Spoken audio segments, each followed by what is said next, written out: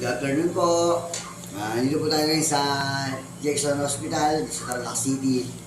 Bali, binabantay ko si tatay. Ayun. Malapit na rin. Ako, kakain muna. Kain muna tayo, guys. Ano Hindi kasi na. ang ulam mo?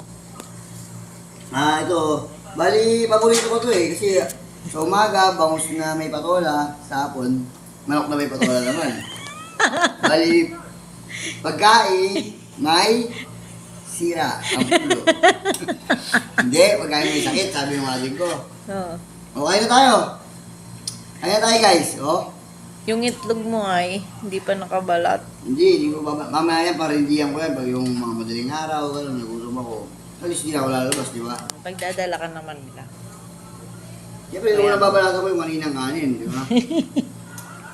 Kasi alam mo naman nung galing ako sa Pinoy Big Brother House, kailangan nagtatabi-tabi ka ng parindihan mo. Say, ah! Yan eh.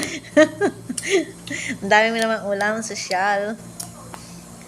Siya, pakita mo ang aircon natin dyan, kaibigan. Aircon. Lalamigyan ko yun eh. Ano ko lang yan. Nilagay ko sa...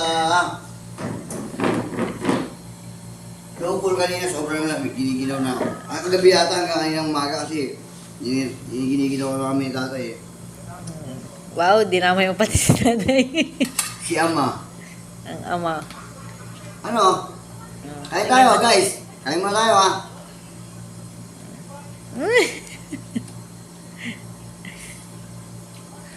Oh, diba? Wow, sarap ng kain niya. Guys, isang subo nga dyan ng manok. Ah.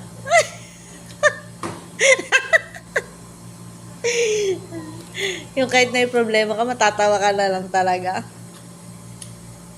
Ginawa niyo nga ako clown dito, di ba? Totoo nga kayo, akala ko kayo na ron. Sige na, patayin ko na nga to.